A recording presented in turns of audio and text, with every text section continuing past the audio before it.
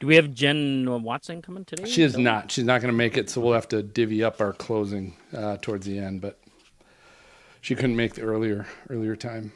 All right, so hey, those of you tuning in to Stormfront Freaks Raw, welcome to episode 180. We got Jason Frazer from Fox Weather is on tonight, but we call this Stormfront Freaks Raw because you are watching the raw recording of our audio podcast. So welcome to all of our Patreon members. If you're watching live, don't forget to jump in on the YouTube comments. And if you're streaming this after the fact, welcome. And what we do is we always edit this and put the audio podcast up, usually on Sunday. MJ is in Vegas. He's in Vegas for the first time. He and his wife went to Vegas. Wow. Good for him. So yeah, I was like, wow, that's your first time to Vegas. So but he won't be back till Sunday night. So I think this is going to get edited and posted Monday morning. Just so everybody knows that. Oh man, so let's hope he comes back net positive, not bankrupt, because the show will be, he's got all the tech, man. Let's hope he doesn't sell it. This also means that if I say something really controversial, I'll still have a job tomorrow. It's just Tuesday. Monday. Yeah, true, Tuesday, that's right. Yeah, you're good for a little bit. You're gonna be good. You're good. This show is known for controversial topics. Yeah. So, Jason, we do like to have fun. I unfortunately haven't really had a chance to communicate with you because I've communicated through your handler, Connor, I guess, took care of everything. And so I haven't had a chance to talk to you, but we're a laid back show. I don't know if you're familiar with our show at all, but we like to have fun and talk cool weather, sexy weather stuff. And obviously looking forward to talking to you about the new Fox Weather streaming broadcast. So that'll be cool. And all the storms, you've been through a lot of storms and hurricanes, and so I'm sure we'll get to that stuff too. Hey, you were in Columbus too, WBNS. That's awesome. Yep. I have been running away from my wife, so I have lived in about 6 different states. So it's been a lovely experience. I'll just say this, but look, I love traveling all around the country. It's been fantastic. So thank you so much for even inviting me and thinking about me. So this would be cool. We're happy to have you on. So here's what we're gonna do. I'm gonna do a quick pre-opening teaser. Record that. And then we'll come into our opening. Once we go through the opening, what I do is I'll introduce the co-hosts that are here tonight, find out what people are drinking, and then Serena, you have Jason's intro. Yes? Got it. Yep. All right. So and then you can start the questioning, and I'm going to try and leave a lot of the questioning. Then Serena, Greg, Brady, you guys, if you can, and then we'll take a break about 25 after, somewhere around there. I'll try and communicate in the private chat. And we'll take a quick break and then we'll come back. Jason, you have any questions? I just need to know: is it edited, or should I just keep talking? Okay. We do. We'll edit the audio portion before we upload the audio podcast of it. Okay. So we will edit it. So if a curse word comes out, we'll make sure we beep that. We tend to beep a few things on this show. So just a little bit. I don't know if you've ever walked through a newsroom, but I'm sure there's probably not a lot of that, but okay. So let's do this. Everybody ready? Here we go. We're gonna do the teaser. I got to keep track of this stuff now too, and MJ not here on the time. Okay, so we're about 3:55. Coming in 3, 2. Hey, Storm Freaks, it's Phil. Hey, what goes into starting a 24/7 national weather steaming? It's not steaming. You might have a steaming show, Jason. I don't know. There's a lot of steam that comes out. Yeah, there might be a lot of abundant steam. Oh my God! I think we got our first blooper for the next 180 episodes. All right, coming in 3, 2. Hey, Storm Freaks, it's Phil. What goes into starting a 24/7 national weather streaming broadcast? Well, we've got Fox Weather meteorologist Jason Frazer here to tell us all about it. And we're sharing WX resources and hashtag weatherfools all on episode 180 of the Stormfront Freaks podcast. There we go. Time to bring it in. What's our time here? We're now at, I'm going to say 5. Coming in, 3, 2. Hey, welcome to the most entertaining weather podcast. This is the award-winning Stormfront Freaks podcast, and it's brought to you by the Atmosphere Weather app.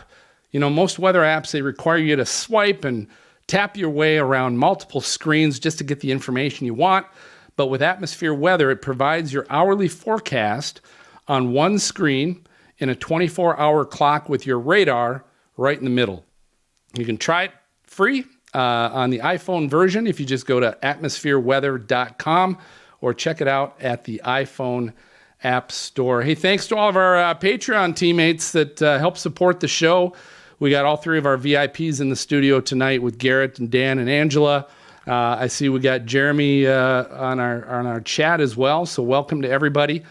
And if you're familiar with the show, it's always happy hour. So every time we record, tonight it's actually a little bit earlier for Jason's sake, our morning meteorologist. But we are going to find out who's on the show as far as our co-hosts go and find out what they're drinking. So MJ is not here tonight, so I'm trying to run things here behind the scenes a little bit as well. But we do have Serena Arnold, our former meteorologist at the Mount Washington Observatory. Serena, what are you drinking tonight? I'm back with a weather beer. Yeah. I found Jack Abbey's Craft Lagers. This is called Ray Catcher. Okay. Ooh, yeah. Right. Ooh, all like right. Sunray. It's a happy weather beer. Stingray. It is. It's a lemongrass lager. So I hope I like it, but it had a weather name. Grass. It has grass in it. Lemongrass. Oh, you know lemongrass. That lemongrass. Yeah. Sure. Yeah, whatever. I pass on grass. But we've got Brady Harris, our atmospheric science graduate. Brady, what are you drinking? You know, I'm drinking water tonight because I'm on antibiotics, but I also just noticed there's an electric panel in my room. It's literally right here. I have never noticed that before. And those are switches. Those are literally switches in my room. That is, I don't think that's up to code, but sorry, I didn't mean to go on a tangent there, but I don't think Brady passed on the grass, Phil. Yeah. You don't feel safe right now, guys. I'm going to be honest.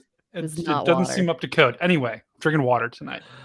Looks like we've got a little bit of a snafu here. Looks like Phil might have lost his internet, but I am drinking today a Tim Hortons coffee, and it's one of them like super small ones. Nice. Wow. Whoa. Why am I the only one with a beer? Why? Because it's only 4 7 o'clock on the in Pacific time zone. I'm over here on Vancouver Island, and okay. yeah, it's 4 o'clock. It's not quite 5 o'clock somewhere. So, gotcha. It's like 7 o'clock. Like this is evening for me finally. But that's all right. By the way, I flipped Phil off. If you guys didn't know, I flipped the switch and turned his internet off, so he's not going to be coming back anytime soon. We'll just say that.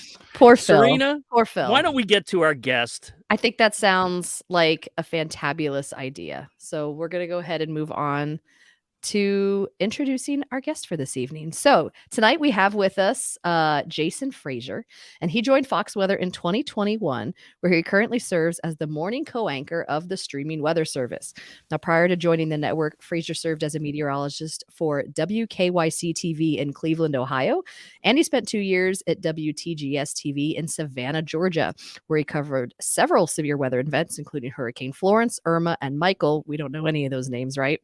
A graduate of Columbia University with a degree in political science, Frazer completed the broadcast meteorology program at Mississippi State University, earning his certificate in meteorology. So, Jason, thanks for joining us. I have 2 questions for you to start. Question number 1, what are you drinking tonight? Oh, well, unfortunately, I cannot partake in the drinking, and this is all because I have to wake up in about 7 hours. But I have some magic juice, aka water, and sorry. Nice. Hey, you know what? Good old-fashioned dihydrogen monoxide. We're okay with that. That's all right. Is 7 hours? Is that 2 a.m. you're talking about? It's clear. That's an early wake-up call. 2:45 is the time I wake up every morning. So as I like to say, I wake up before the chickens. Wow. Oh man, so I'm assuming you got to set an alarm for that, right? You don't just wake up naturally at 2:45.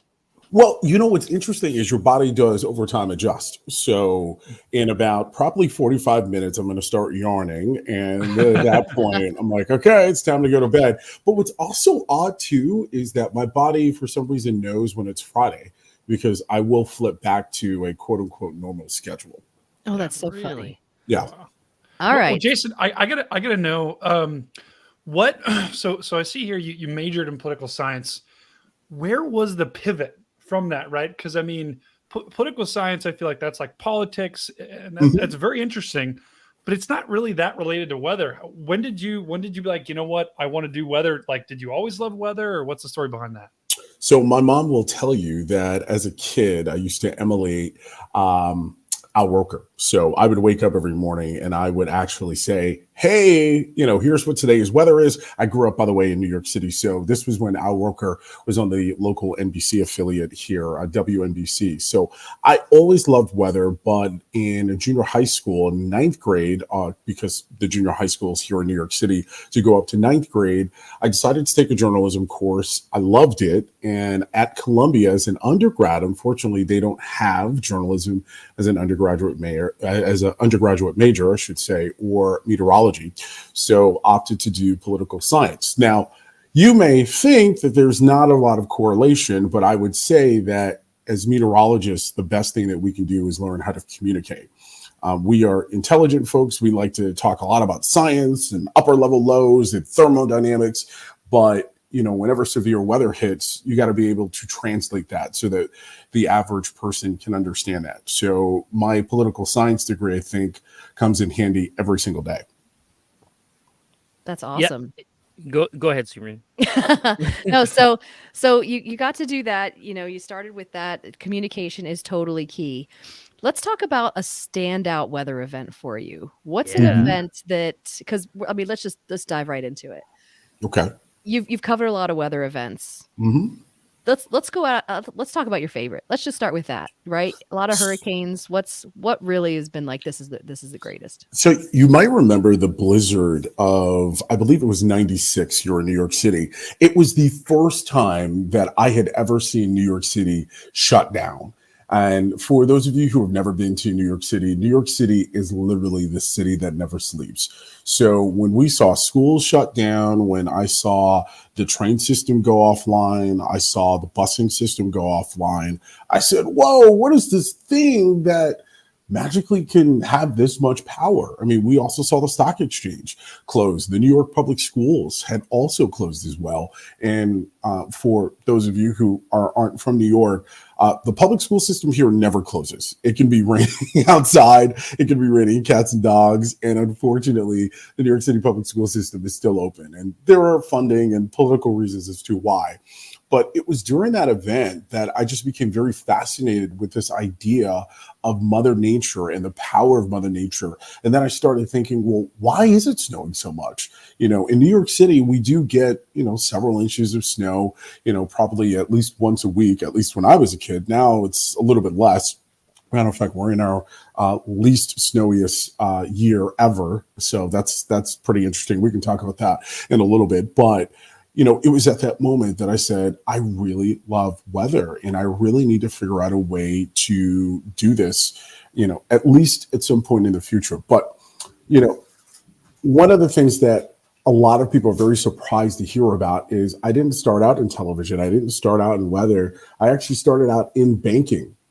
And the reason why I started out in banking was because Citibank at the time was recruiting from my college. They said at 23, we will make you a manager and you can manage millions of dollars. Well, when you're a broke college student and you hear you can manage millions of dollars, that means we're about to get paid. So yeah, let's think about that. And, I don't regret it because I think every job that you have always teaches you something.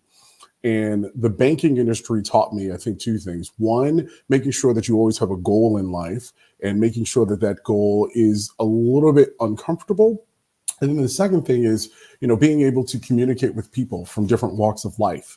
And, when we talk about meteorology, when we talk about, some of these systems that are impacting people, we need to always make sure that we communicate it in a way that everybody can understand it.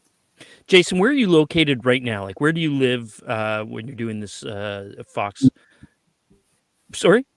New York City. Oh, you are? Okay. So listen, you've been in Savannah, Georgia. Beautiful, beautiful city, kind of deep South vibe. New York City, the city that never sleeps, everything. Which is better, the South or the North? The weather North, the weather South? What's more interesting Ooh. weather-wise? Ooh, and I've also lived out west as well in the Midwest. I've lived in Ohio twice, Yeah, don't Columbus, forget Ohio. Columbus, and Greg. Sorry, Cleveland. sorry to hear Yeah, that. Columbus. hey, listen, Ohioans are very special people, and Ohio Yeah, has a they're very special, spot. all right. Shut up, hey Greg. now. Those are fighting words where I'm from. Here's the thing. You're probably not gonna like the answer to the question, but it was every single market presented different challenges, and I liked the difference, in market to market. So, for example, in Georgia, we were talking a lot about severe thunderstorms every single day and hurricanes.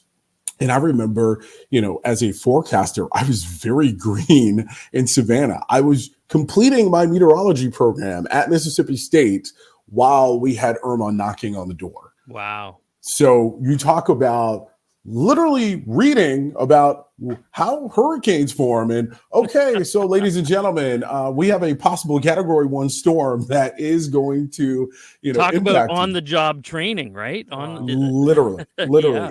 And luckily, at the time, my girlfriend at the time, who ended up becoming my fiance, who is now my wife, she had said, do what you naturally do best, which is communicate. But at the same time, it's very hard to do that when you know that you have lives, in your hands. We had people calling the station asking, should I evacuate? And that was a tough call for me, because you have to make sure that you educate people about the danger, but at the same time say, look, it's ultimately your decision. When we went to the Midwest in Ohio, very different. We don't talk about hurricanes. Why? Hurricanes don't really, go all the way up to Ohio. But now it was a question of ice storms and lake effect snow and snowstorms. And possibly much harder to forecast than, that incoming for the last 6 days hurricane. Daily snow totals, ice accumulation, all that. I mean, that's got to be much harder thing to forecast. I mean, I don't know. Microclimates. Yeah, microclimates. In Ohio, a lot of people don't realize, but Ohio, there's a flat portion of Ohio. You have to take in account elevation. You have to take in account urban island heat effect. So, you could potentially see a lake effect system coming off of Lake Erie, but it's going to impact the downtown area very differently than a place that may be 10 or 15 miles to your east, like Shaker Heights, which could literally get 12 inches of snow. And the folks on the western part of the city were like, snow? What snow? We see sunshine. Yeah. Jason, what I'm wondering is, so, you've kind of bounced around to a lot of different TV stations. What is that process? I was running away from my wife. That's the reason why I was bouncing around. What is that process like? Like, I feel like we have a lot of viewers who have thought about getting into TV, but maybe strayed away from it, either because of the moving aspect, or what were those first several years like, and how did you kind of approach that? Sure. So before I became a meteorologist and in between banking, I was a TV reporter for 9 years. So my first job was Rochester, New York. Then I moved to Columbus, Ohio. Then I went to Hartford, Connecticut. Then I became an investigative reporter in Boston, left that job to pursue meteorology, went to Savannah, Georgia, and then Cleveland, Ohio, and now New York City.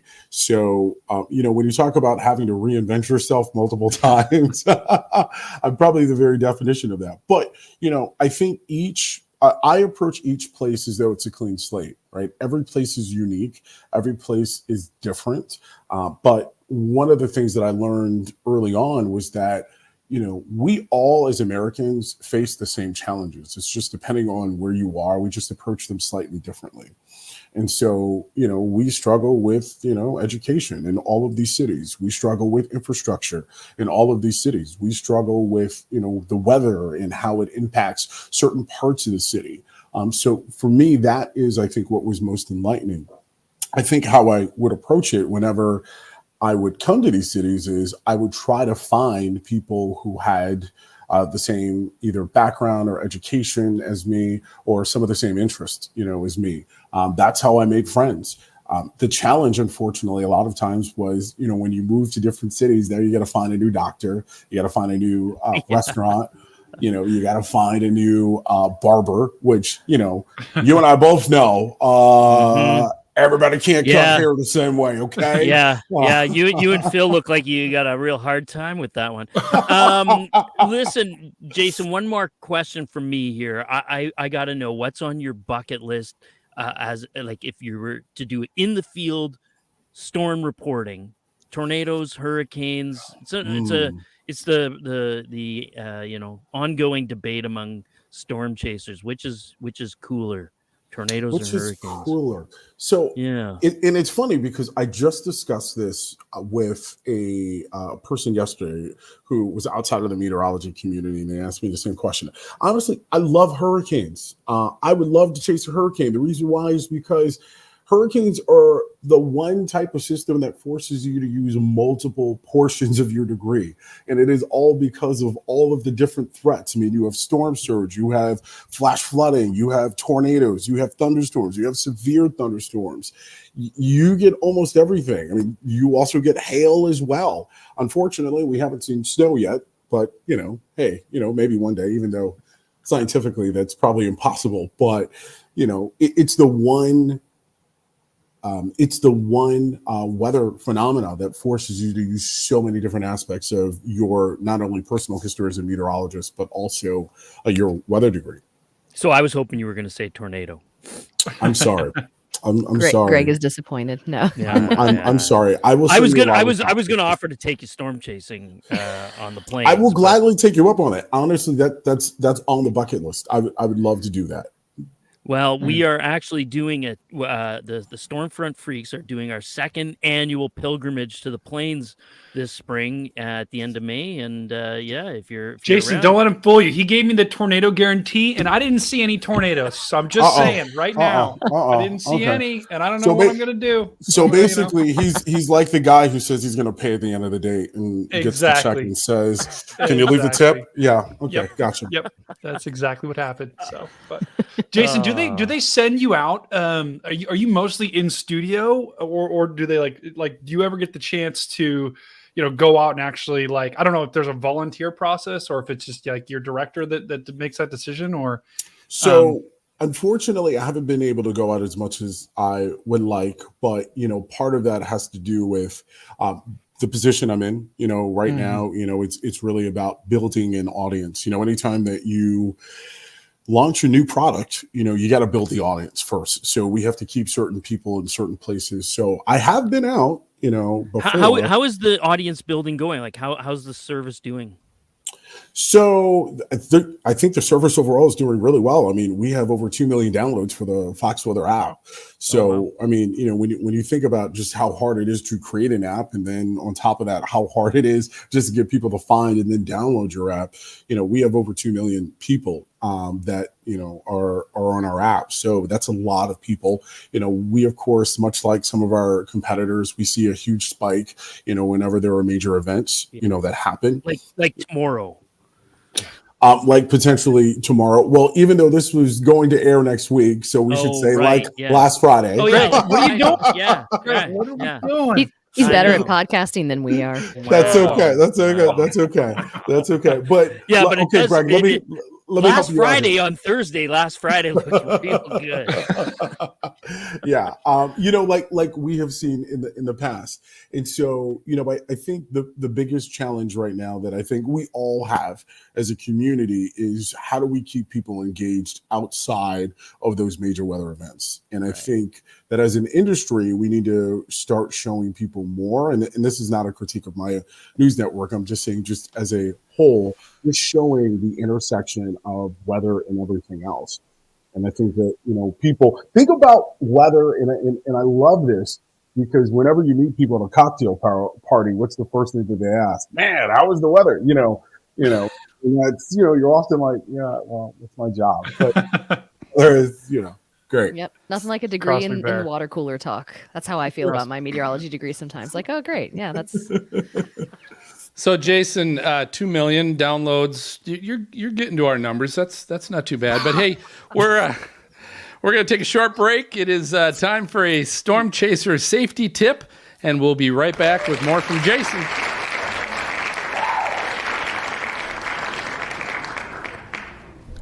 Phil, I don't think if I had my mom download and then delete it 2 million times, I don't even think she could do that. So I don't know if we'll like. I mean, we're up there. We're definitely Phil, up there though. just On the towards downloads. the end of that segment, Jason's mic seemed to I heard that too. fade a little bit there. Should I keep it right here? I'm No, sorry. I don't know if it got covered or if your arm covered it or I don't know. It sounded like, when you're talking on a phone and then someone accidentally covers the mic on the phone a little bit with their finger or something. All right. I think Phil was hitting some buttons or something. I saw him hitting buttons in the background. I don't know what I'm doing. That's what doing Phil great. does, Jason, when he wants the guest to stop talking. Cut his mic. Cut his mic. I asked for some help tonight, and this is what I get. Hey, so thanks for obviously covering for me when my outlet went out, and I had to change outlets. Is that what happened? Laptop. Yeah, I lost power. We noticed. We were like, "Well, Phil's gone." And Greg, I was gonna go move on with the script anyway, but Greg was like, "Hey, Serena." I'm like, "Yeah, Greg. Let's just." Hey, move we on. didn't miss a beat, job. Phil. Not a Anybody listening to this would never know. Never. Wait a minute, Brady. How big was that water bottle? Bring that back. It's huge, and I'm behind schedule. Look, I'm supposed to be there by 5 p.m., so I need to keep drinking. That thing is like twice the size of your face. Are you sitting on a toilet right now? Me? This just makes No. it easier. No, I was just thinking that. In and I was out. just In and out. thinking that. In and out. At least he's a well-hydrated man. That's why he muted his camera a moment ago. He had to take a potty break. All right. I will. All right. So we've got some VIPs, Jason. What are you laughing at? So we've got some VIPs that are basically our teammates because they've been with us for a long time now. But we like to give them an opportunity to ask questions too. Sometimes it's best because they've come up with some great questions during this first break, and then realized, they just stole that question, and they stole that question, and they got that one. So they always get the good questions. But if either of the three of you have anything good you want to cover right now, feel free to do that. Otherwise, I'll give you another shot. And it better be good. Phil said good like 3 times. I meant that's partly why they know I've kind of pushed their questions off to the second break because they're getting so good now that I'm like, oh crap, that was one of mine. Scratch that. Oh, that's one of mine. Scratch that. You guys got anything? Rotor's got save something. it? He looks like he's got something. No, I think Phil's overselling us. I'm not. Well, overselling me. you. Yeah, I was Did you gonna say, call him Rotor? That was I from was the storm chase trip. That I was was his wondering who nickname. Rooter was. Yeah. It's like, there goes Rooter. I'm Rooter. like, who's Rooter? Rooter? It wasn't Rotor either. Rotor. Was it Rotor? It was Yeah, Rooter. All right, let's get going. Whatever. We'll keep going here. This is a beautiful, beautiful thing. So, Jason, you're doing awesome. Here's what we're going to do. So we're going to come back in out of break. I'm going to start with some questions. We'll go for another 10, 15 minutes or so, and then we're going to hear that, and then it's time for our lightning round. So we're going to play a little game show with you. And once we finish that, we'll kind of find out how people can follow you on social media, and we'll take our second break. Okay? Everybody good? Sounds good. Awesome. I told Dan, Garrett, and Angela, I said, I got to send you guys to the green room. I can't keep track of this many people on here at once like MJ does. So, sorry, guys. I hate doing that. I feel like we're sending you away. But here's the fun thing. I still see him.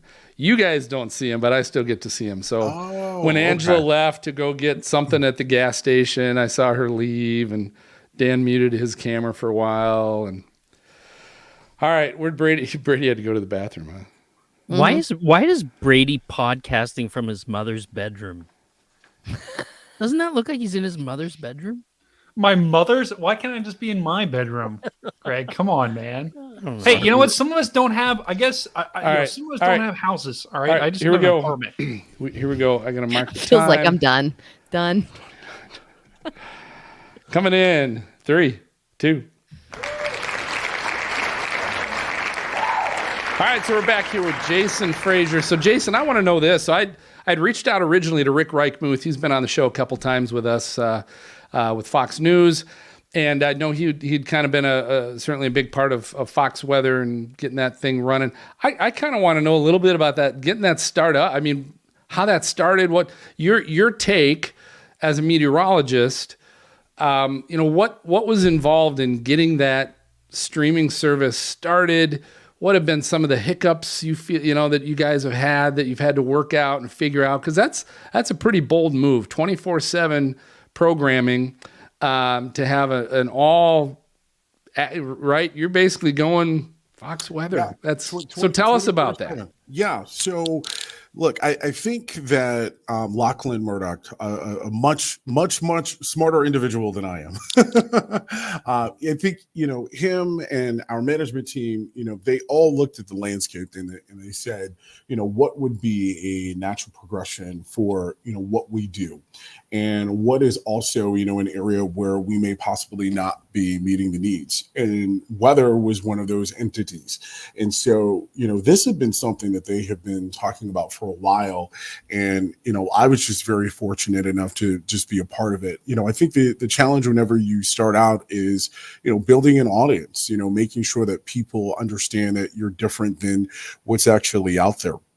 So one of the things that I think we had to figure out early on is just regular stuff, that you would just, when you first launch a company, you don't have any rules. You don't have any regulations. So now, we have to figure out, okay, during tornado warnings, what should we do? Should we cover every single tornado warning? Is there maybe a minimum to what we should do in terms of population size? Who should do it? How many meteorologists should be on one program versus another? We also had to, figure out things like scheduling, how many meteorologists should we have, in the mornings versus afternoons versus evenings.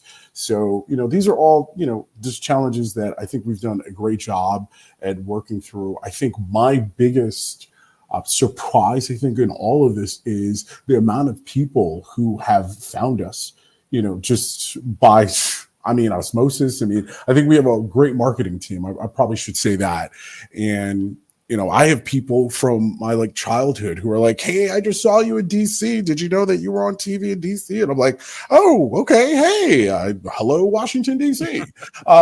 Hey, did you know you're in TV in Atlanta? I didn't, but hello, ATL. So I think that's been the biggest surprise for me is just how many people have found us in a short amount of time. We've only been live a year and a half, and I think for some people, that's a real shocker because when you watch us on camera, it seems like we've been doing this for a decade, but I think it really speaks to, the strength of our leadership team and the people who are a part of this product. There's a lot of really, really smart people that are a part of this product. So you talked a little bit about tornado coverage. So let's hit that a little bit more because what have you found out? What have you guys found out is working best for you when it comes to national tornado coverage, and then also talk about hurricane coverage? Obviously, I'm sure Ian was a big boost for you guys too. But maybe talk about those, what you guys have figured out and covering those storms.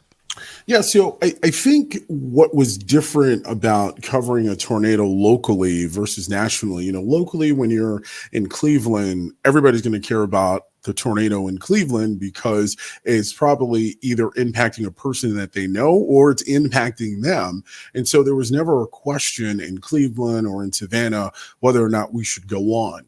When you're a part of a national network, then the question now becomes, well, if a tornado is coming to a town that maybe is only impacting 10,000 people, would all of the people around the country who are watching that, would they care?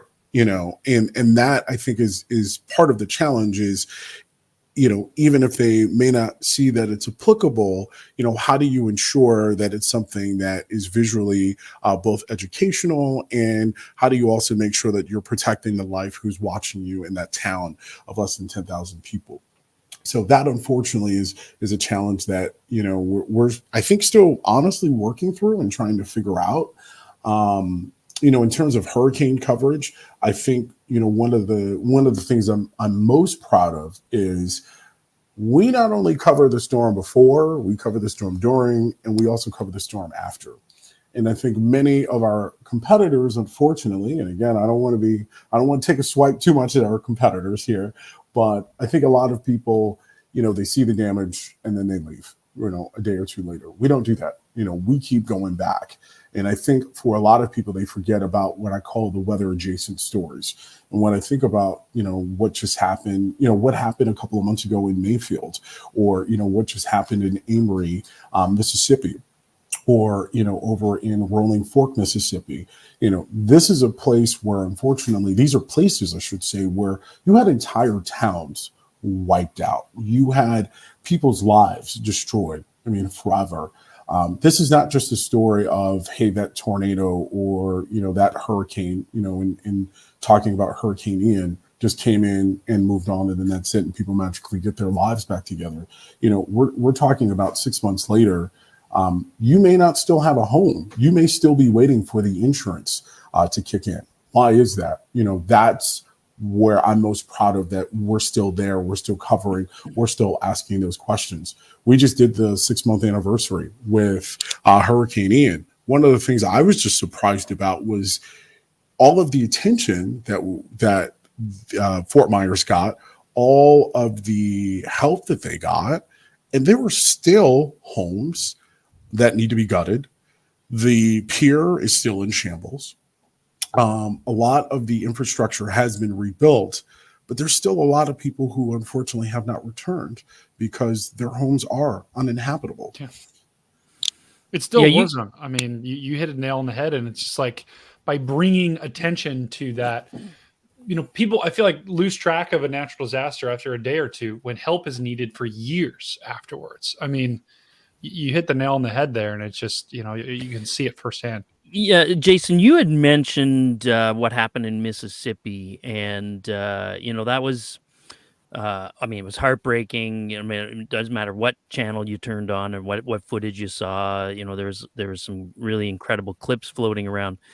But you said, like, at what point do you determine, is this a national story, right? It's like Rolling Fork, small town, 1,000 people.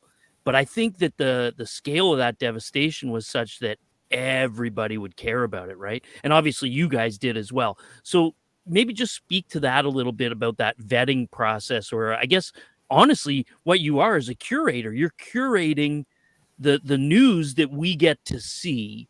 So tell me about that process, what your involvement is, and like, just how does that all happen? Because there's stories every day. How do you pick which ones hit the air?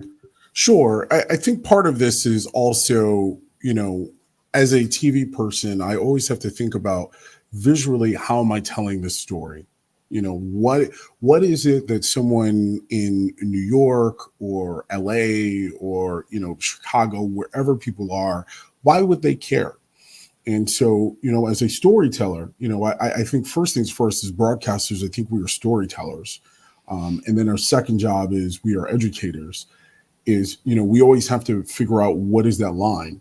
And, Greg, to your point, sometimes, things do happen, but they don't unfortunately rise to the level of the litmus test, because we have to say, well, what can we show? Yes, it's rain, maybe in this particular town 7 days, straight, but like, what can we show, so that when we explain, hey, this is exactly what flash flooding looks like, what can we show? And sometimes we don't have the visual image. So part of it is, do we have the video? Yeah, copy that. Part of it is this a normal thing for this particular part of the country? And also, I think part of it too is, do we have a face, to put on that thing? People, I think, are responsive to graphics, but people are way more responsive to people. When you actually see someone, who has been impacted by something, there is nothing that I could say that could replace what that person said. Yeah. And I know, especially with what happened in Mississippi, some of those areas, they were saying they're not sure if the warning systems worked, like really low income families, entire neighborhoods with minorities. That makes it a lot more difficult. And that's really hard. These are places that need to be covered, and sometimes I think need to be highlighted more and covered more, because you don't know what they're not getting. You don't know what messaging they're missing.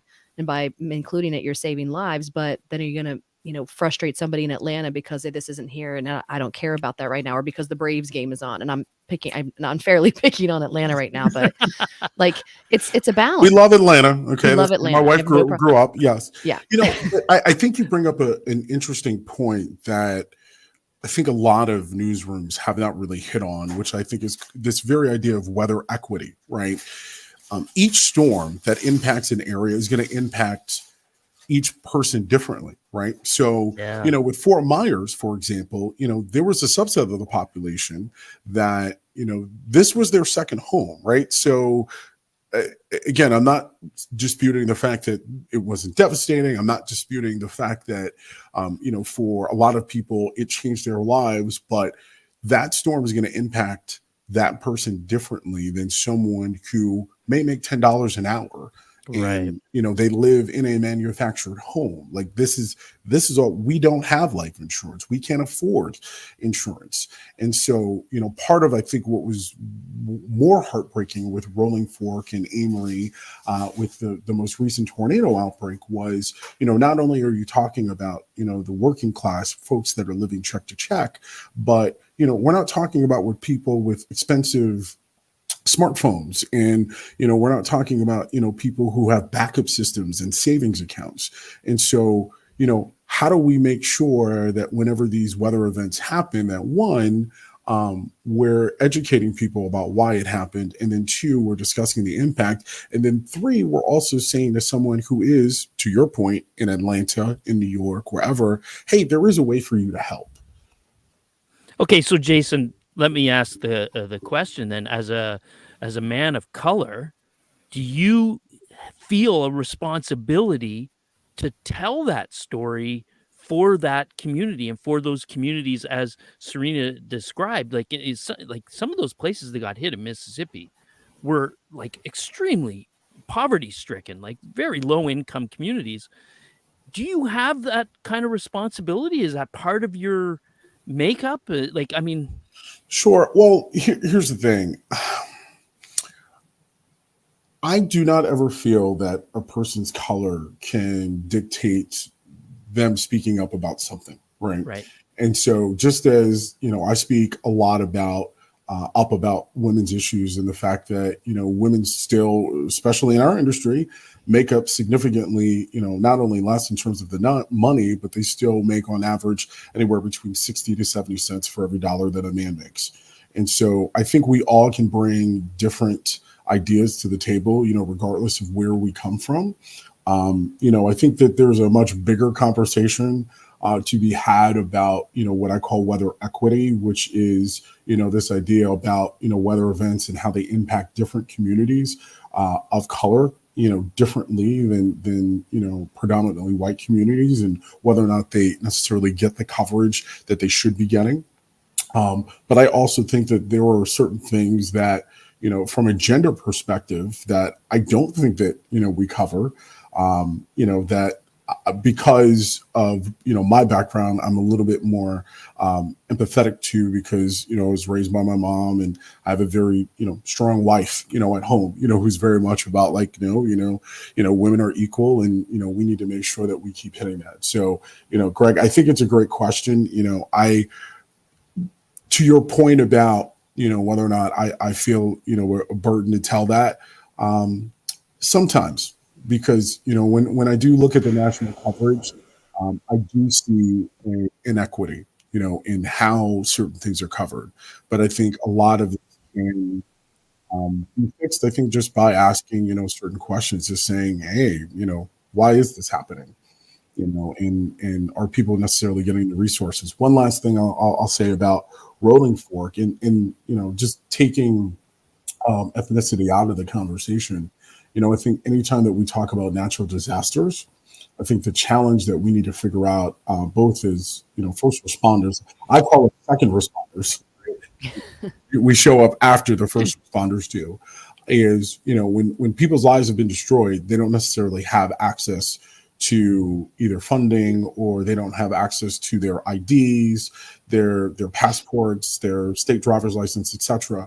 And that is what holds up the rebuilding process. And so what are some things that I think we can do at either the local, state, or national level to help expedite that process? Because, a year later, we shouldn't be talking about, people having tarps on their homes. This is the United States of America. That's exactly right. Yeah. Shouldn't take that long is what. Yeah. Yeah.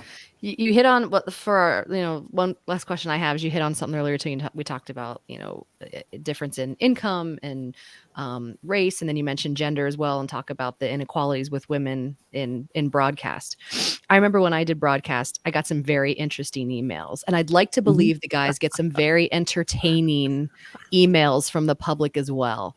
So give us an example of probably one of the funniest or most outrageous pieces of, advice you got or email you got from the general public since you've been in this industry.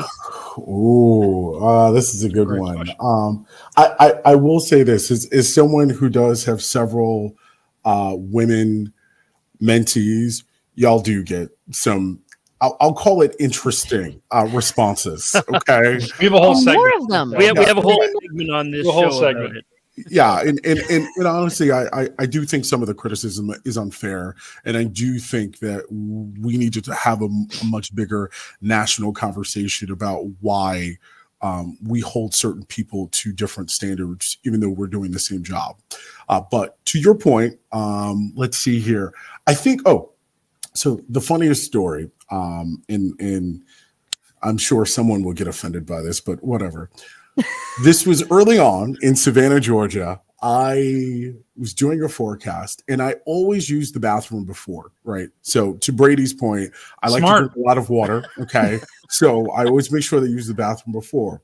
And I was rushing. I was about to do my forecast, and I was like, okay, I was fixing my tie, and good. We did our 3-minute hit.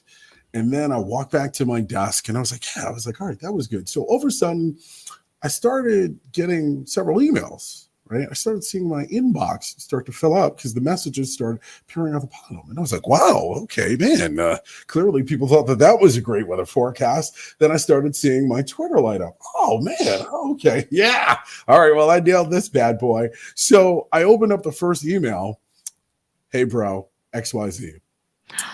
Oh, no. I open up another email.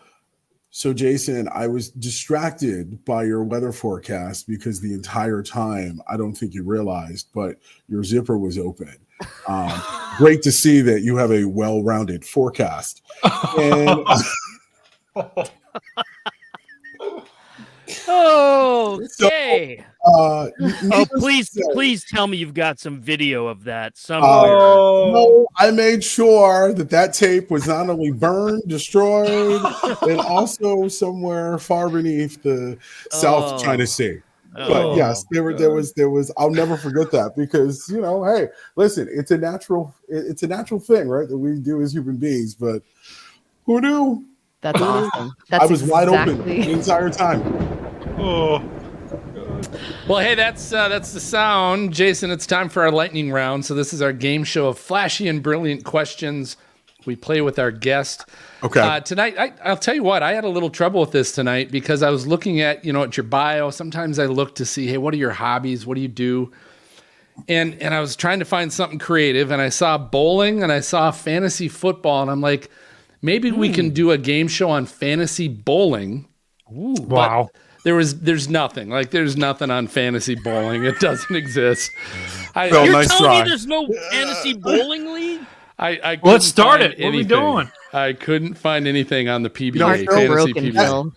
That may end up being the multi-million-dollar idea, for you. I'm just letting you know. There you go. Well, yeah, I'll get to that, I'm sure.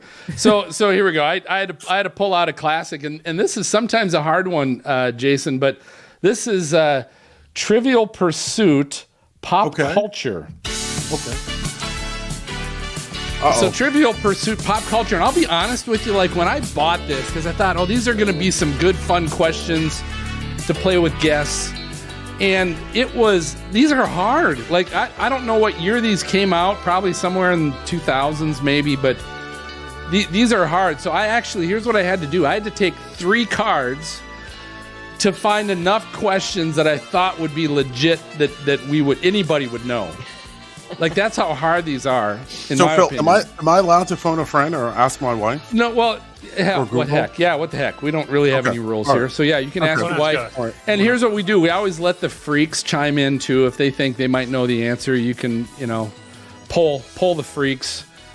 You can do that as well. So we're gonna go through all 6. You're gonna get a question from each of the 6 categories: movies, television, music, sports and games, buzz. I don't know what that is, and fads. So those are the 6 categories. All right. And Okay. and I think I think you can get these. So I really think you're going to run the table on this. That's my I'm thought. glad that you have way more confidence in me than I do right now. Because I am internally freaking out right now. I'm just letting Well, you know. Jason, for knowing the freaks, we're not going to be any help at all. So good luck. All right, so here we go. We're going to start with movies. I think this is I'm giving you a softball on this one. Which branch of the armed forces do the pilots of Top Gun fly for? Ooh. What is so I originally wanted to say Space Force. I mean, just to be funny, but what is the Air Force? It is Oh, wait, I got not that the Air wrong? Force. Top Gun. Marine Corps? Marine Corps isn't man. isn't Did a you branch guys of the not government watch- or the. Did you guys not see Maverick? I mean, Yeah, this have you this not seen came Top out Gun and before Maverick? this. Is it Navy? Serena. Oh my god, Yeah, Navy. Navy?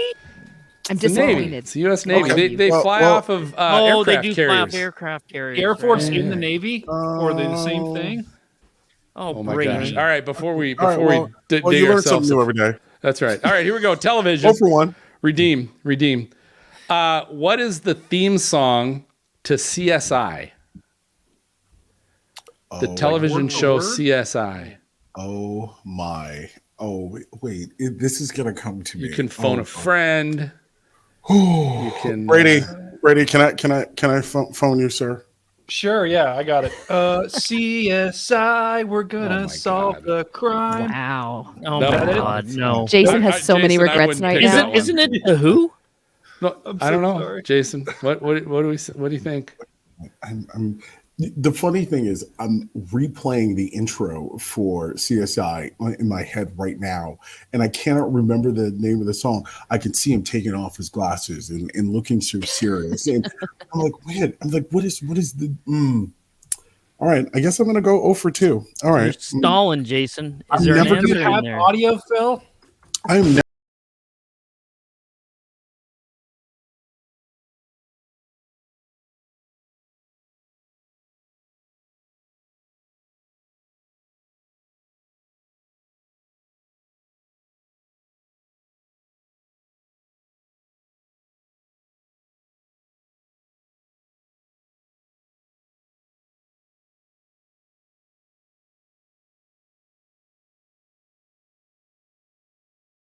Hold on, wait. I'm gonna just. You're I'm gonna try to check- Shazam it? I'm No, gonna- you don't let him do that, Phil. Give him a buzz Google. right now. Now, Hey you Google, lost it. tell me what the CSI theme song is. Hold on, Google's thinking about it right now. Hold on. And Google doesn't know. Oh, I'll ask Google my doesn't- Alexa. Alexa! Never had a guest, Phil. All right, Ever. it's Who Are You? It's Who Are You by the Who. Who Are You by the Who? That's the name of the song. All right, we're moving to music because I think this is it. This is it. This is your savior. Okay. Jason, who sang the Ghostbusters theme song? I don't know who sang it, but I can sing it. Who you gonna call? Yeah, does your wife know? Ask your Ghostbusters. wife. She's got to know. There's something strange. Yeah, in you the got it. neighborhood. Neighborhood. half a point for the singing. Like, I mean, I like, think so. You got to give him something. Ghostbusters. Yeah. Okay. All right, I'll give that to Yeah. you. It's either the singer is either Jason Frazer or Ray Parker Jr. So either one we would have accepted. So you're good. All right. Hold on. Garrett got that. I'm calling bullcrap on that. He has to have looked that up. No, There's Garrett is way. Garrett is a Garrett? wealth of All information. right, sports Garrett and is games. Sports and games. Okay. You got this, Jason. What gotta get at least what college basketball powerhouse plays its home games on Coach K court? NC State. Was it Duke? Is it Duke? Coach I knew K. it was North Carolina. I knew it was Coach North Kruzarewski. Carolina. Dag it. Okay. That's all right. Wow, Wait, Jason is say that 0 again, for Phil? 4. Ruski? I don't want Jason on Ever my remember team. that Bud Light commercial? So Hey, okay, aren't so you Coach I will say this. Kruzerowski? The funny thing is, I just saw a Netflix documentary with him, and it was about the Dream Team and about how he coached the Dream Team. So Yep, 92. there Yep. we go. Yep. All right, you still got 2 more, so that's all right. We're in good shape. Got a half point, to- right? in my defense, okay, Phil. Number one, you didn't tell me what the categories were prior to the program. Number two, I am terrible at pop culture. Science, Hey, football. I mean, you know, number one, your first point. Who cares? No one knows what the questions are going to be before they show up, and that's part of the fun. But number 2, yeah, it's pretty obvious. You obviously don't know anything about pop culture. I thought I picked the easy ones too. Hey, All right, here we go. Into the whole hurricanes and supermodels one. Here we go. This is the buzz category. Buzz category. I'll be honest now. I thought these were easy. These might be tough for you, Jason. What actor did Melanie Griffith move in with at the age of 14 and eventually marry? Is that a real name? Melanie Griffith? Griffith? Okay, hold on. Oh my gosh. Sean Griffin? Sean. Oh no. Oh God. Garrett said Duke, so I'm not sure if that's the right answer. All right. Does that Friends. song ring a bell? No. That's Friends. Miami Vice. I was gonna say for a second, I'm like, wait, was that the original SWAT? It's but no. Don Johnson, Jason. Oh my God, Greg. Okay. Don That's Johnson. a made-up name. That's just a fake name. That's not even a real name. No, his legal name is actually. If you think her name is made up, wait till you see her face. All right. So here's the last one. This is fads. Jason, have you ever heard of the California Raisins?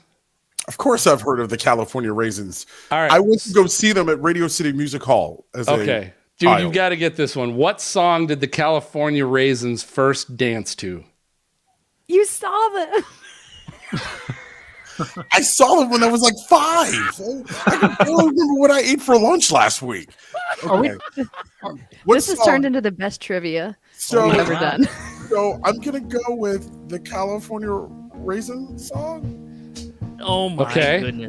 Which it might be known as that. I'm playing it right now. We're not talking about a fruit, right? We're talking about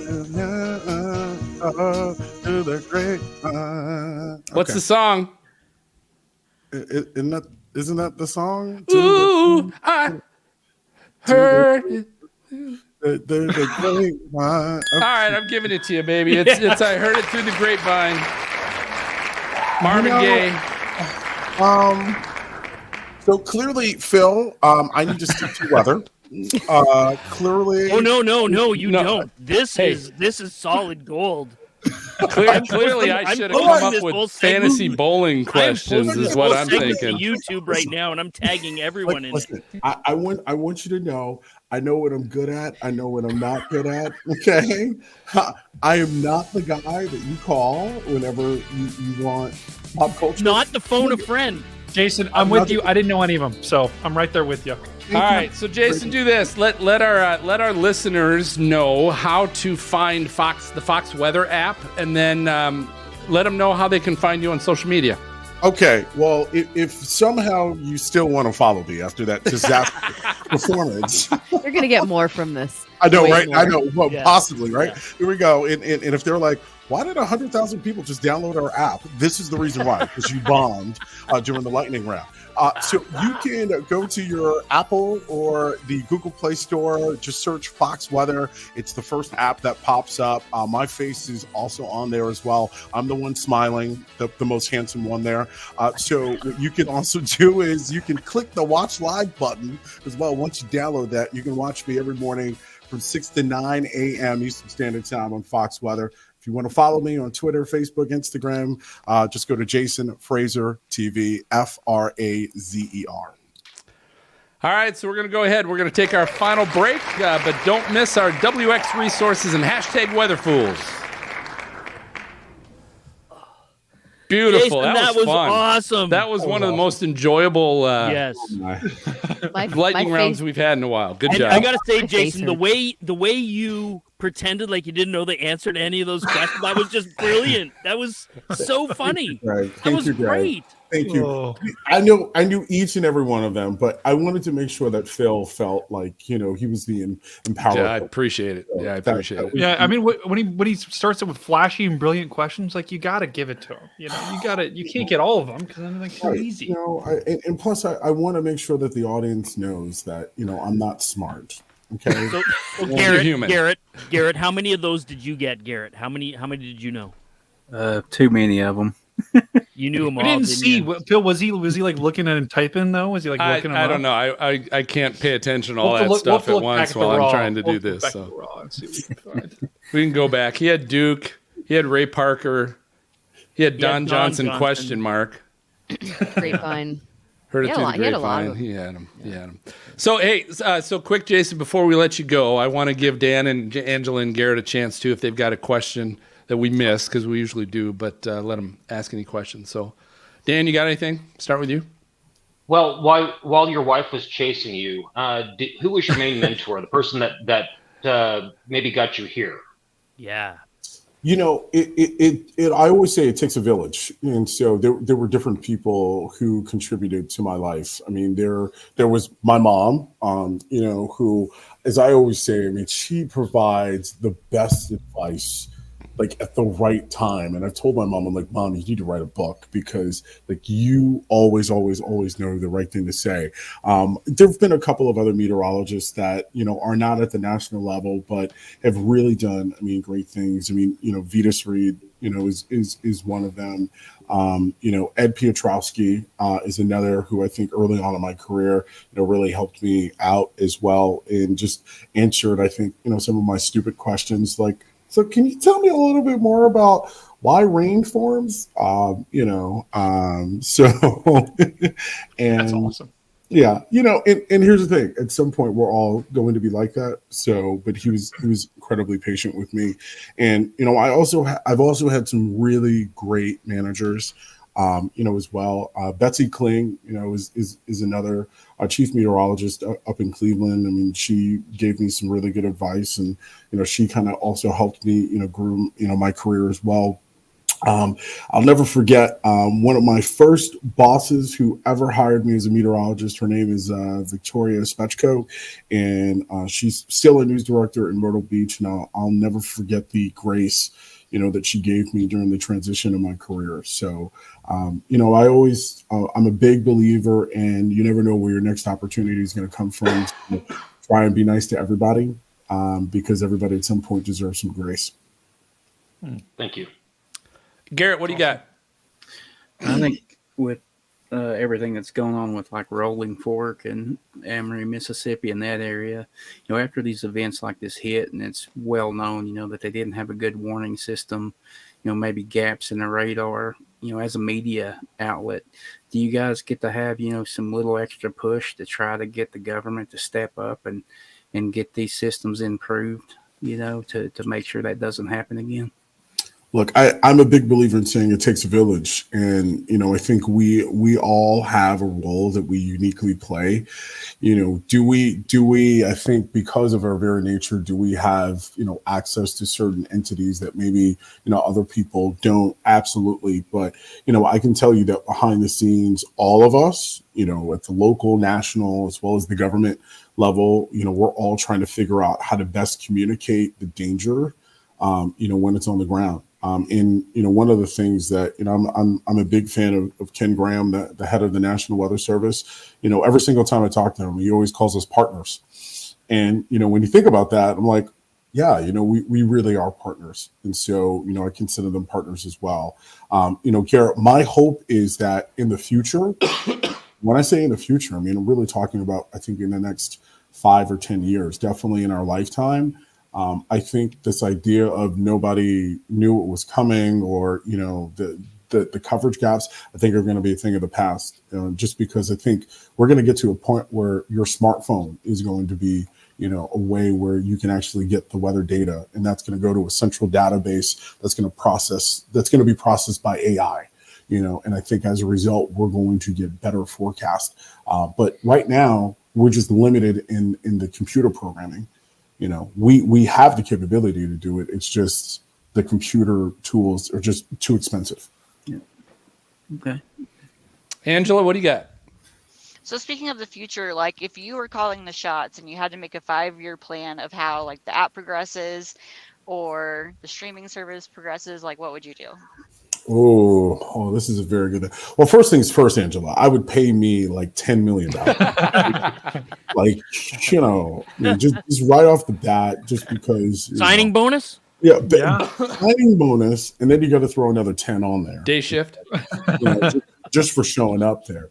No. In terms of, I think the future, one of the things that I would love to see is a way for people around the country to contribute more.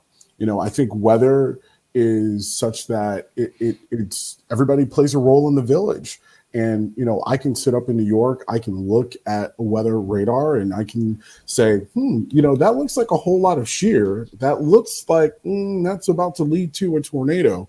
But I wish that there was a better way for me to look at a computer and be able to say, hey, Angela is in Mayfield. Let me just push a button and let me see, what sea she is. I'm hoping that we can get to that point where I might be able to personally message you or message anybody in that area to be able to say, hey, what are you seeing? What are you hearing? Because I can't tell you. Look, we're all meteorologists. How many times have you, seen something on radar? How many times have you seen something on radar that you're like, man, I think that there's rotation, but there's no one to verify whether or not it was a tornado or if it was just a funnel cloud. Yeah. That's a And cool even idea. to communicate to them, I feel like to let them know, hey, you've got a tornado coming to you, and send out some sort of ping, I'm not saying replacing the warning system, but I think you have to be careful how you phrase that, though. I don't think you want to just tell everybody, I want to see what you're seeing. This is fair enough, Phil. Thanks for Phil. I didn't know where that was Phil. going when he first said that. I wasn't. Phil, do I you want wasn't to see sure. what I'm seeing? This is a weather program. Thank I'll you show you very mine much. if you show me yours, Phil. Okay. I'm really trying to keep this direct to positive. You're good. You're good. You're good. You're good. But Angela, does that answer your question? That's Yeah. Thank you. Okay. That'd be pretty cool. I wish that there was. I really wish that there was a way where, we had way more storm chasers. We had way more. We have way more ways of getting in contact with people that are seeing weather in specific areas. Do you hope that's coming, or do you see that coming? You think that's coming? I definitely see it happening one day. All right. And let me be very clear. Fox Weather is not working on some secret thing to make that happen. Okay, before the headlines. No, but I just look at the direction of technology and where AI is going. Everything is going to be a lot more personalized. Look, who would have thought, 10 or 15 years ago, you could actually physically talk to your phone and ask your phone a question. And your phone just knows your voice and exactly what your accent is. And over time, it knows that this particular algorithm of you talking, it already knows what exactly you're going to say. I was going to tell a story real quick, Phil. 2015 tornado in southwest Manitoba up here in Canada. And the path was pretty consistent. It was on the ground for about an hour and a half. And meteorologists in the weather center in Winnipeg literally phoned individual farms that were in the path of that tornado to warn people to get underground. It was a very, very rural area, not a lot of people, so it was easy to do, but still, they literally picked up the phone and said, you got to get underground. But think about if we could do that at a macro level. Yeah. Right, that's the thing, right? And that's what I'm saying about, I think within the next 10 years, we will have that capability. The question then becomes, well, who sends that alert out? Is that a government thing? Is that something that you as a private citizen would register for? Right. Is that something that's part of the problem, right? Right. Yeah. Yeah. If it's government, it's going to be 10 years from now. 10. Or before it gets 100 years from approved. now. Yeah, or more. Right. That's the challenge, but it's the challenge we live with. All right, well, Jason, I'm going to let you get to bed because I know we've kept you up past your bedtime. So I really appreciate your time. This was a lot of fun. So thanks for coming on with us and spending some time. And thanks Yeah. for letting us bully you through the lightning round. Oh yeah, and don't worry, my PR team is definitely going to hear about this one. We are not allowing anybody on that. We're done. No, I'm joking, but no. Thank you guys. It was great to talk to you guys, and definitely appreciate the invitation. And I hope to meet you all one day in person one day. Yeah. Well, good. That'd Well, be good awesome. luck. Good luck with the broadcast, and keep it going. It's great. Thank you. All right. Bye-bye. Have a great night, Jason. Thanks. See you. Thanks, Hey, Jason. Jason. All right. Weather fools. Who's got them? Okay, so here's the deal, Phil. I have a weather fool, but I just checked and they pulled the video down. So I don't have a video to share, but I still want to tell the story. It was from Rolling Fork. That's fine. We're an audio podcast, so you can kind of do you want us to respond as you say stuff? Go whoa, like that? No. Okay. I don't know. I don't know what do you think? No, you can literally just the talk video about it. just That's got fine. pulled down. Can you find it somewhere else? Like, have you looked at other Hey, places? go to the dark web, Greg. What It are you was doing? it was a true weather fool. It was a video of a guy, a storm chaser, inexperienced storm Just chaser, go find driving Marcus, his get it. car and drive. What's that? What's that, I Angela? said just his Marcus Reynolds. Just go look him up on Twitter and be like, "Can I steal your video?" Is he the one who made that one? Was it Marcus? One of them. I think it was Chris Florida that did that one. Yes, it was. That took it down. Yes. Yeah. Do you know the video he made where he showed what the guy did that was so dumb? And he showed the video of the. I watched that. Garrett on- knows what I- I'm talking about. I watched it on where YouTube. He shows the path of the tornado and what the guy was doing in real time. He was driving through like a residential area. Yeah, right? yeah. Anyway, if it's not going to work for weather fools, it's not going to work. But It's up to you. Too I just my only thing would obviously be that can obviously always come to bite anybody that chases. So right, if you want to say that, and then now it's recorded in history, and then I something guess. happens to you later. I don't know. That's up to you. Phil's That's up saying to show you. some grace. Is that what I'm hearing? I don't know. I can Phil's go saying either don't. way. We're about to go I on a can storm always chasing go either trip. way. We can't speak bad mojo. We got to all. I can go either way. oh, fine. So, but it's you. I don't care, Greg. You want to do it, do it. It would be better, obviously, you had the video, but Yeah, well, that's the thing is if without the video, it's not much good. But as Were long you as you gonna guys use know names? know the video that I'm talking about. were you going to and use names? I or wasn't. not? Okay, then just go ahead. You can say it. I don't care. Yeah, because I don't know what you're talking. I haven't seen it. Okay. Yeah, you No. can talk It about was it. a crazy All right. video. Do any of you guys have so there's no duplication? The ones where all the people's hair is standing up because they're going to get struck by lightning. Do you guys have any of those? We did I've got- that already. Which one? The one on the boat? The boat, yeah. the I've got boat a one. different one. Can I do Okay, a that's different fine. one? Yeah, that's fine. We did the boat one last episode, I think. When you guys, All right, yeah, so because I we've saw. got Greg, Serena. I've got one. Who's Phil, Jen I'm assuming you tagged have that one? 10. Before I forget, Phil, I've Do we got. do we still have access to that Supercell movie?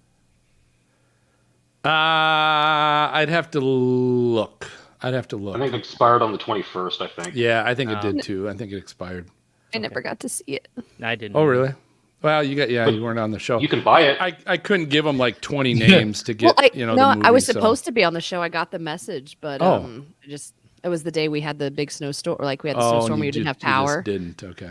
I didn't have electricity or internet or anything. I had nothing. Okay. And I may have to bounce after I do Weather Fools. I got to go to the hockey game. Jeez. Oh my God. You're a freaking hockey game again. Hey, It's my D team League. needs me. Hey, listen, I left opening day early to be here with No, you I'll guys. do Weather Fools, and I'll try and finish it up. I'm already gonna be late. I think. All right, I've got 4, Brady.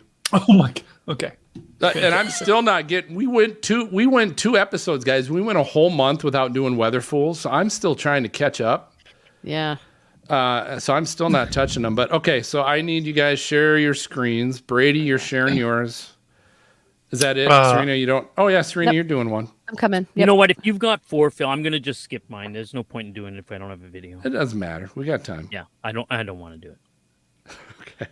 We don't want no bad mojo for our chase trip. We Fine. That's good. Phil, I'm going to do the one I tweeted at you. Hopefully you're not doing that one. When did you tweet it to me? It was like You March tweeted it to 17th. me? Yeah, and I think you responded. Okay. I don't remember. It's Probably fine. All right, let's do this. All right. So, geez, I got to try and do this now. Crap. Figure out how to do all this. All right. So I've got Brady's, I've got mine, I've got Serena's. Okay. So we have 3. So Brady, you're doing that. I've got your Who intro, and then Greg, WX Resources. Who's got WX Resources? I've got one. I have one. And I have one. All right, and then there's no Freak Fan Box. So after, and again, both Greg and Brady, it's episode 180 show notes, stormfrontfreaks.com, episode 180 show notes. Then we're going to go to the close. Here's what we're going to do. So I start the close, and then instead of Jen, oh, Brady, you're not going to be here. Do you want me to just do all of Jen so it's easy?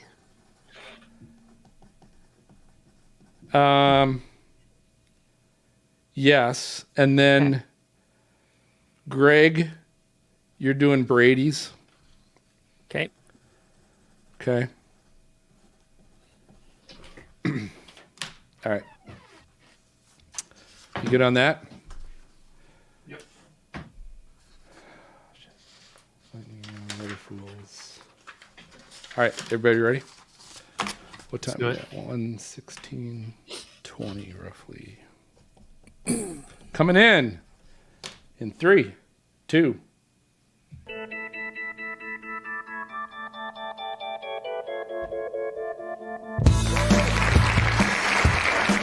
Who is that? That's the Who. Who am I? I'm Brady with the VR headset on. What is this segment? This segment is Weather Fools. Now, what is Weather Fools for those that it's your first time watching, or maybe you're just a little forgetful? Weather Fools is us as the freaks. We're going out on the internet. We're going out on the dark web, as Phil likes to say. We're trying to find videos, tweets, or just anything that we can find of people doing something not so smart, and it deals with the weather.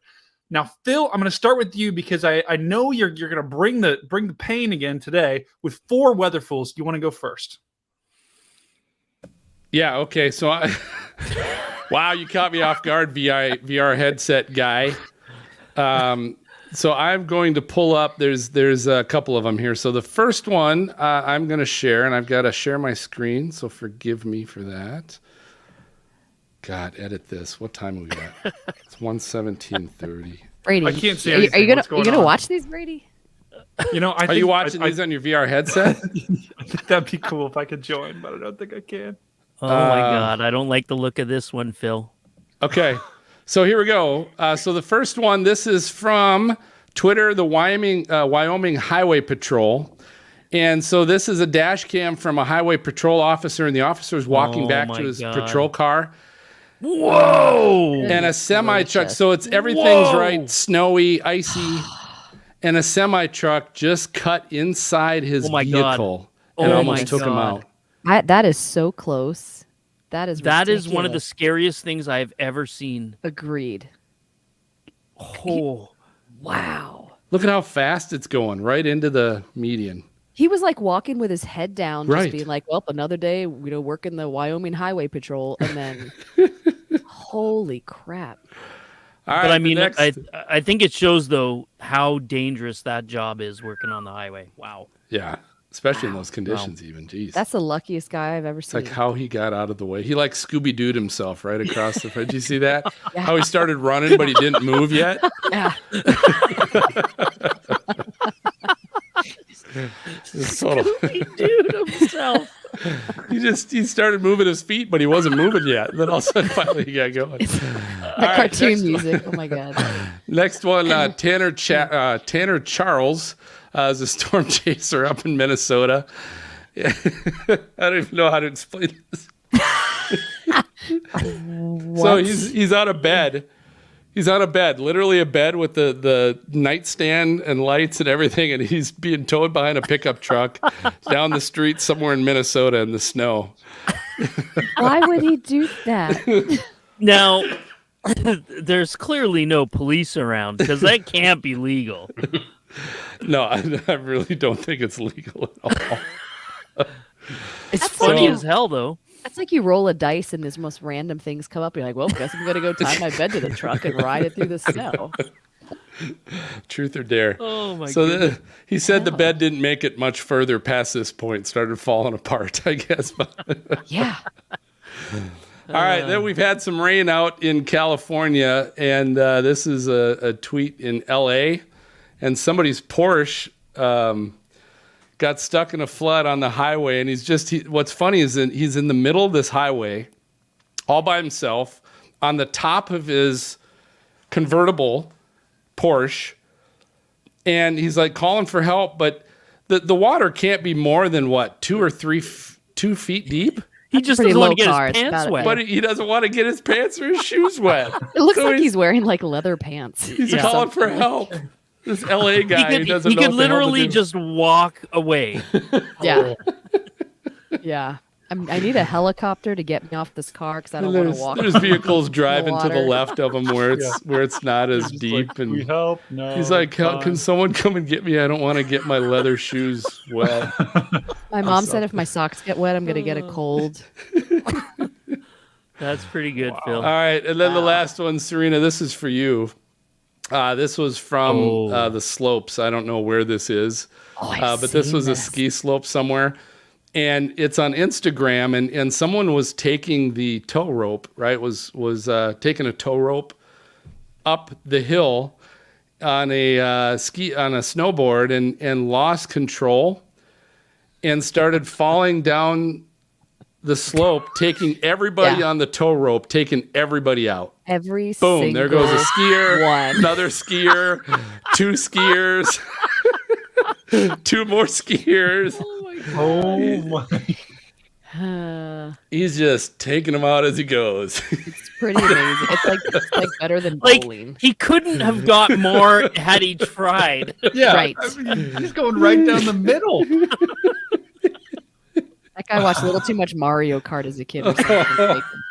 Ba-ding, Wow. ba-ding, ba-ding. Look at him at the beginning too. He's like prepping to hit that guy. I mean, he's like putting his board up in front of him, like, oh. And I just love the God. way the skis and boards are just scattering. flying Yeah. everywhere. Yeah, They're flying all over the everywhere. place. Great stuff. Okay, so Well, we're good. Phil, that was great stuff as always. You always bring the heat on this segment, so appreciate that. Let's go over to Serena. Serena, who is your weather fool this week? Sure. Yeah. So my weather fool, I found this really interesting video.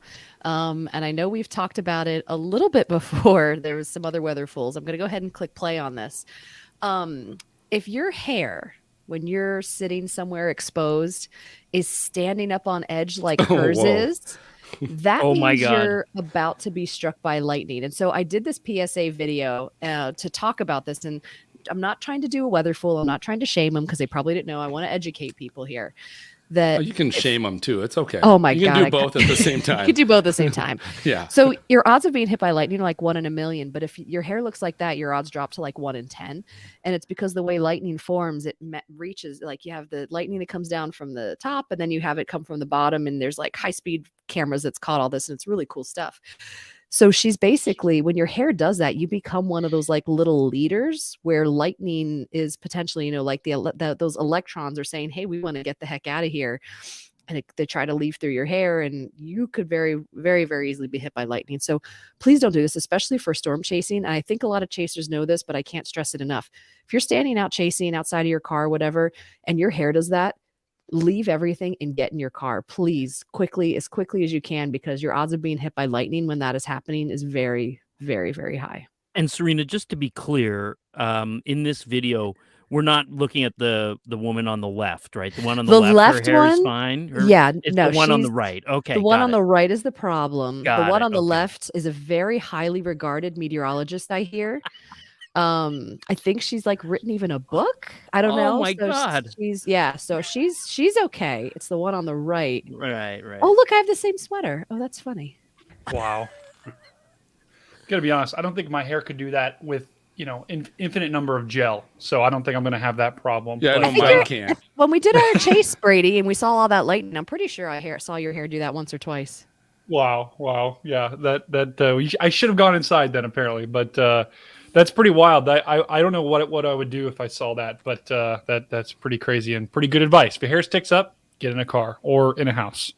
All right, so my weather fool, and I actually sent this to Phil on Twitter, or I sent it to Stormfront Freaks. We don't know who runs that. It might be Phil, it might be someone else.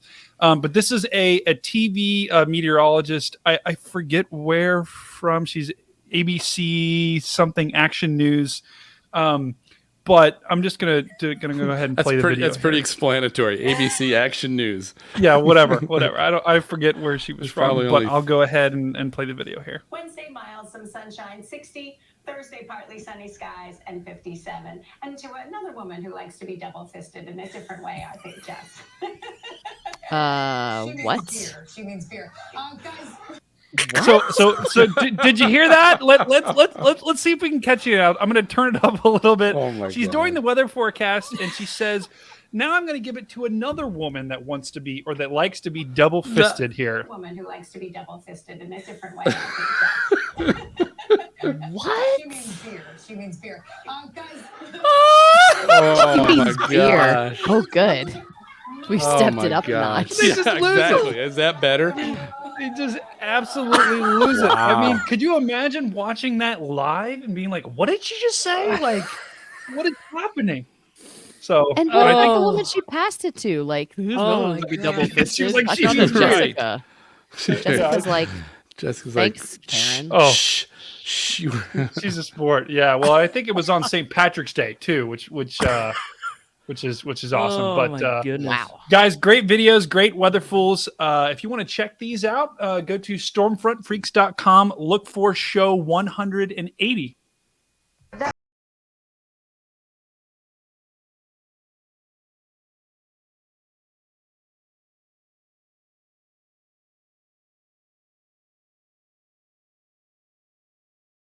Share a little bit of our kind of like inside knowledge about some cool things that we follow online. And Brady, you have a weather resource for us. Yeah, it's called the National Weather Service. I just discovered it the other day. They sometimes will occasionally put out warnings. They've got radar on their website. Okay, They've cool. got a So 7-day I forecast. messed that up. You don't have any weather resource, do you? Are you saying the National Weather Service is not a weather resource? Greg, is that what you're saying? Serena. Okay, great. Weather Serena, WX Serena. Do you have a weather resource for us? I do. And when Brady learns about the SPC, his mind's going to be freaking Whoa. blown. I do have a weather resource. Do any of you guys ever use the Weather Prediction Center, WPC? If you don't, you should. It's kind of an awesome way to figure out what the hazards are of the weather that's going to be happening. So it's associated with the National Weather Service. It's a branch of NOAA, the Weather Prediction Center. And I know that for flooding, this is something we look at a lot. So we'll look at their excessive rainfall forecasts, and you can kind of click through day by day, and they look just like the SPC outlooks. So you can see where it's going to be kind of crazy with the atmospheric rivers that have been happening out west. This has been really, really amazing to see because you can see the areas that are going to be impacted. And so I've really liked that. The other thing that I really like using is their QPF forecast. So it's the quantitative precipitation forecast. So it shows the amount of moisture that's available in the air to come down as rain. And you can click through these day by day and see what's happening, but you can also see how they add up over time. And so another thing that's really good for just kind of understanding your hazards and your risks when you're out chasing, is this going to be an event where, hey, maybe I should be extra concerned about flood or something like that?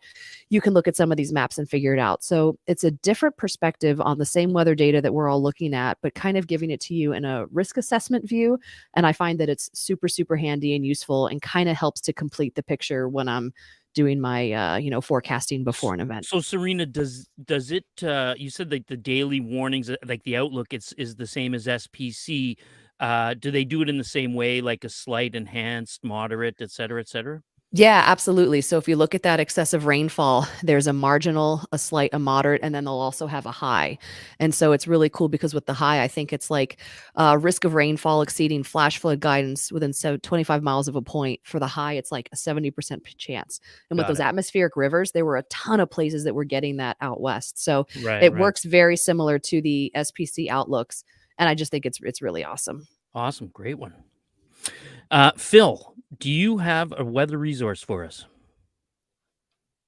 Maybe. It's probably going to be better than Brady's. I don't know that for a fact, but this I just want to share with everybody. If you're not familiar with, it's an app you can actually download to your phone as well, but it's a website. It's called Flipboard, and what's neat about it is if you like to use social media, if you like to post stuff, whether it's Instagram, Twitter, Facebook, whatever it is, and you like weather and all that stuff, this is a great way to get some articles. Basically, it searches. If you go to Flipboard, you can search like what I did here online as I searched tornadoes. And basically what it did is it pulled up a number of tornado news stories. And you can basically go through each of these. And if you see one you like, you can pull it up and then you can share it on your social media feed. So it's just a great way to kind of go, oh, here's a cool article or here's a cool story. And you can search any topic you want. But obviously, I love this for using on our social media feeds. If I see a cool story or article, I can post it. And it just gives me access to post relevant weather information, but also make sure I'm crediting the correct source while I'm doing it. It's just, it's a great way to fill your social media stuff. Awesome. Thanks, Phil. I just shared my screen with you, Phil. I've got one weather resource as well, and this is for our friends and our fans up here in Canada. This is the ECC, Environment and Climate Change Canada Thunderstorm Outlook, and you can actually go through on this website, and you can pick different regions of the country, and they kind of do something similar to what you would see on the Storm Prediction Center, but up here in Canada.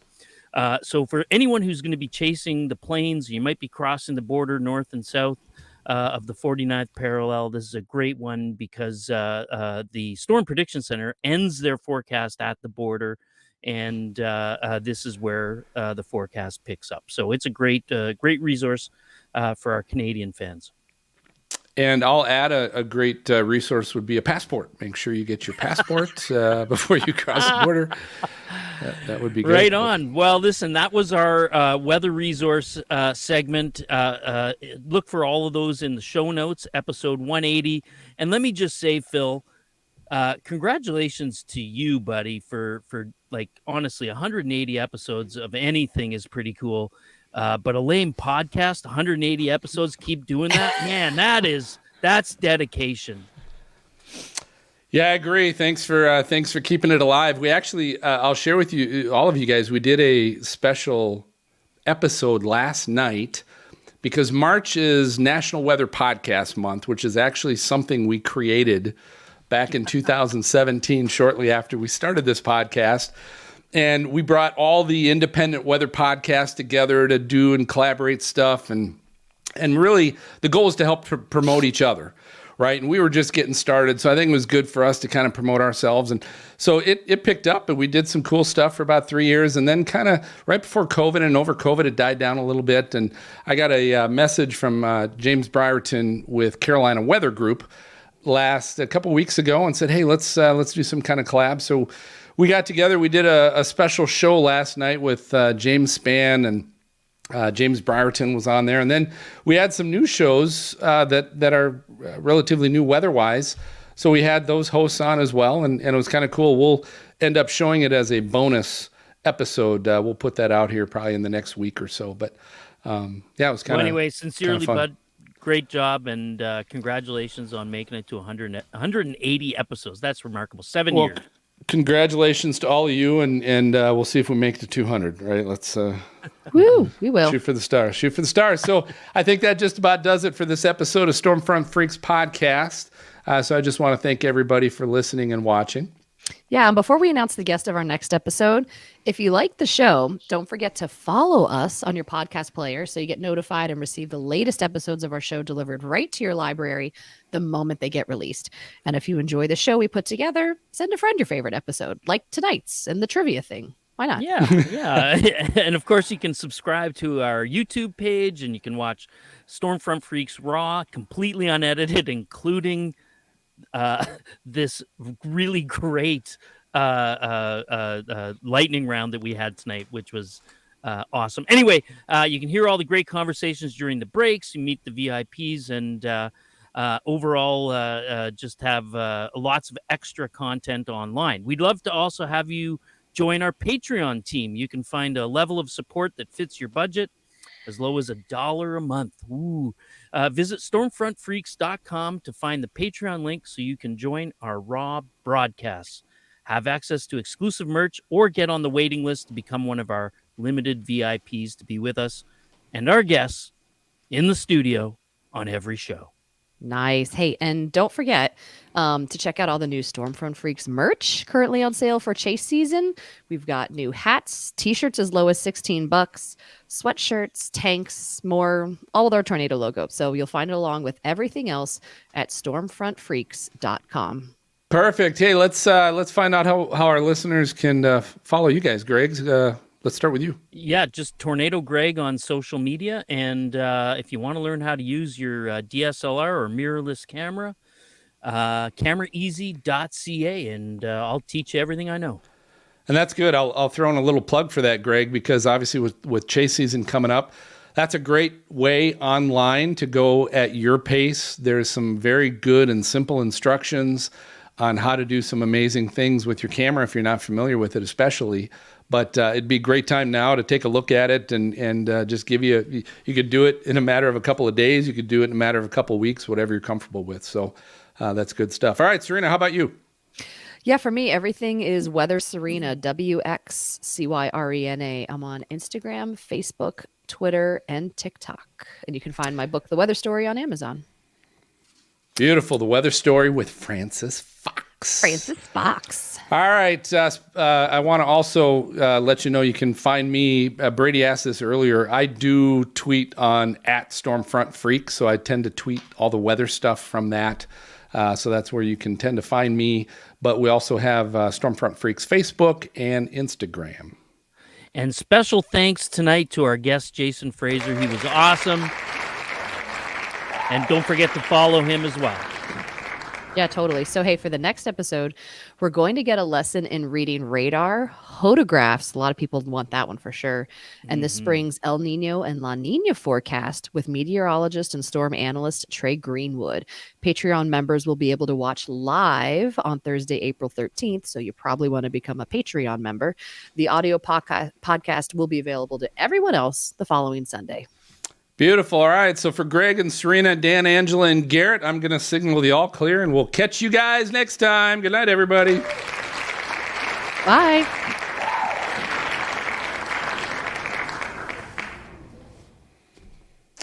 All right. Anybody think of or hear a show episode title we might want to use? Yes.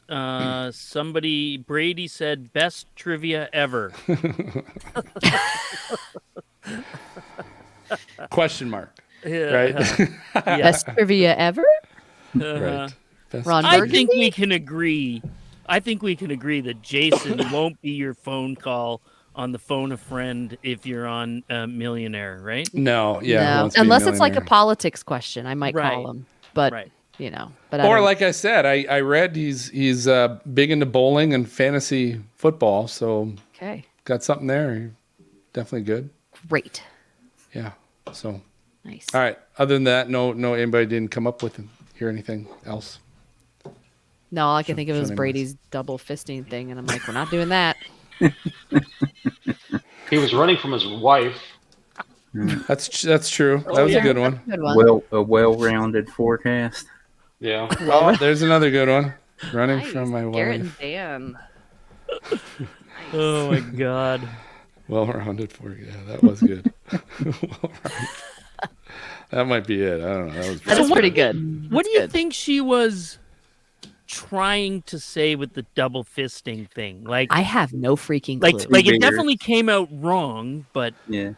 It had to have had something to do with the beers, because that's how Yeah. she corrected it when she Yeah. came back and said, we're talking beers there. Likes double. but she actually said Fisting. likes to be double fisted. She didn't say likes double fisting.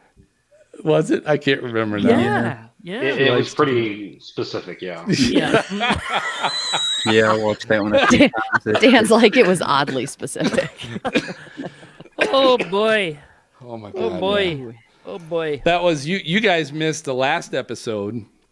We had Weather Fools. I had one with a guy. It was a morning show, and they're all kind of sitting talking. You know how morning shows go. They're all like upbeat at 5 a.m. in the freaking morning. But they were talking about. All of a sudden, they came up about truck stops, and they talked about Buc-ee's. And it's all Buc-ee's, and the meteorologist guy's name is Jared Smith, or anyway, he's like, oh, Buc-ee's, oh, I love their brisket and blah blah blah, and then the lady said something about, oh, that Buc-ee's, he's like, yeah, me and the Beaver were like this, and then they're like, oh, okay, then, all right, we just know a little bit too much about Jared now, and did. I was like, oh man, that's funny. Well, all right, it's good seeing everybody again. Who won the game, Phil? I have no idea. I haven't been paying attention. I got too much to do here with MJ not here, so And Phil, we're still live, just so you know. I don't know if it Oh matters. yeah, I had that pulled. I was about to end the broadcast because